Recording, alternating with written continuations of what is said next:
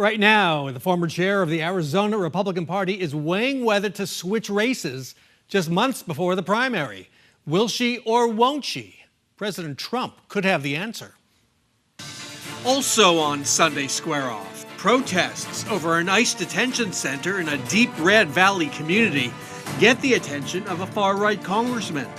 Are Republicans getting cold feet about the White House deportation agenda? The elected officials who run Maricopa County's elections have been at war for over a year.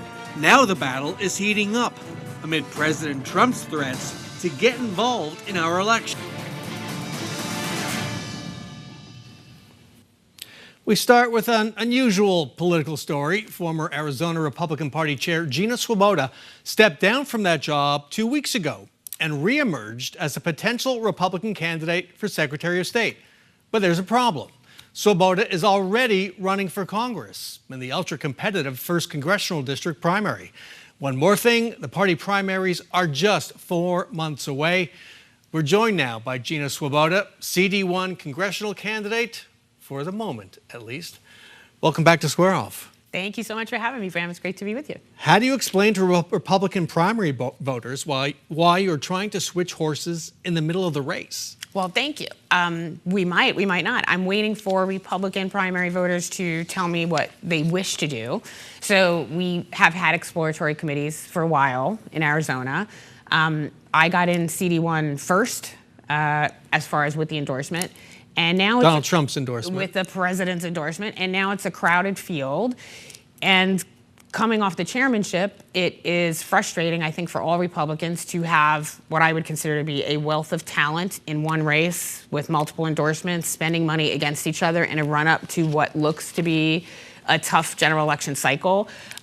If the candidate that's currently in the Secretary of State's race, of which there is only one, is unable to lock down enough support to beat Secretary Fontes, who is a formidable candidate, and that's the best place for me to go, then that's what I'll do. But I need to see if there's an appetite for that right now. So it sounds like you're walking away from CD1. Your fundraising wasn't very strong. I disagree. In the first, well, just look at the numbers. Yes. Are the numbers. $200,000 in 10 weeks. That's $20,000 a week.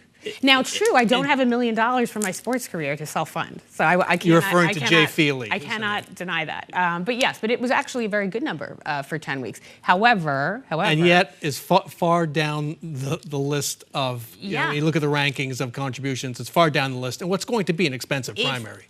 Again, there's no denying that if self-funded candidates are getting in, it is what it is.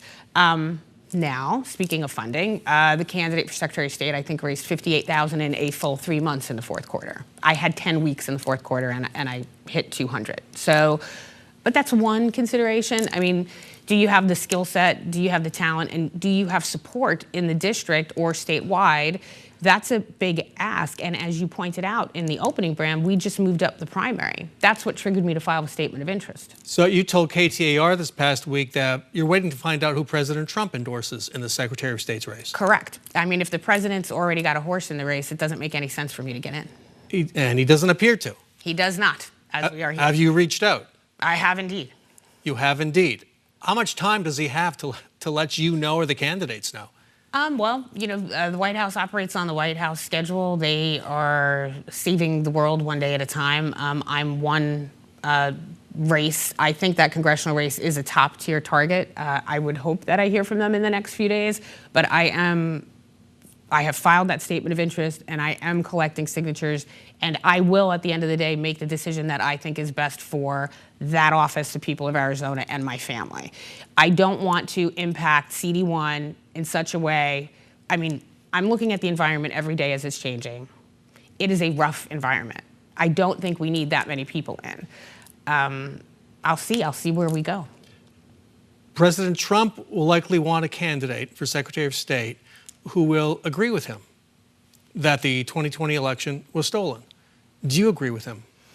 You and I have talked about this. I think lawfare was used, and the way I describe it is it was stolen fair and square. The Pennsylvania Supreme Court, the Michigan Supreme Court, the Wisconsin Elections Commission changed the rules in the middle of the game under the auspices of COVID.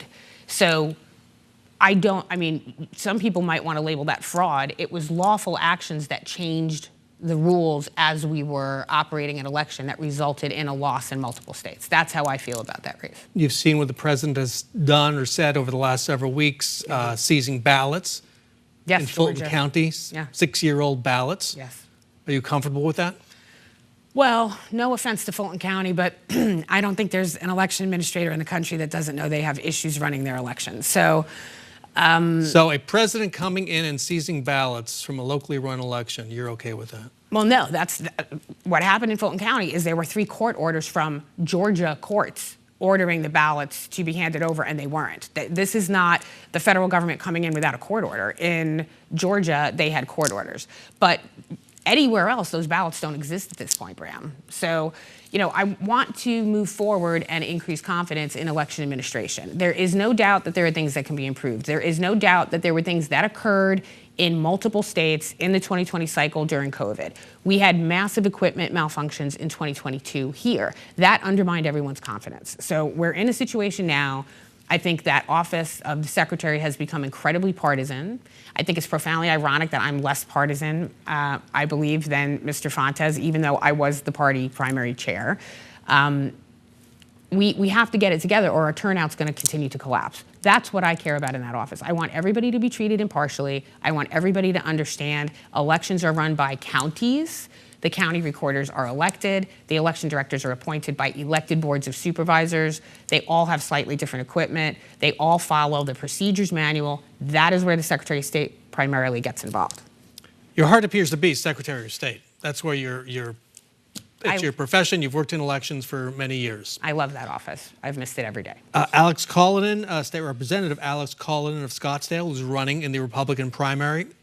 He just posted a video this past week, one he posted, several months ago as well, with claiming your endorsement. You say, quote, there's audio of it, you think he's amazing and you'd love to support him.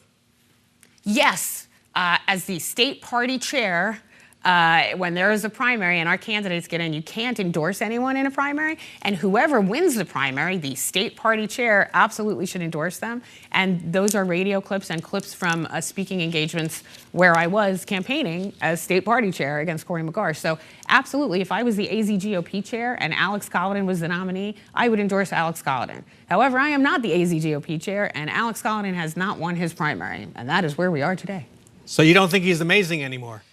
I think he's amazing at what he does. I do not think he has the temperament to run that office in an impartial way. I think we would be going from one very extreme position to the other very extreme position. What makes you say that? Because I look at what's coming out right now of the House, and I think some of the bills that are coming out of the House are too extreme. I look at the comments that Mr. Kolodin has made. I look at the votes that Mr. Kolodin has taken in other areas. He voted no on the AI child porn ban, Ron. Like, this is not... I think he's going to get destroyed in the general election by Secretary Fontes. I think right now we do not have a race, and we are conceding that office without even putting up a fight. That is what I think about the Secretary of State's race. You're taking on Turning Point USA.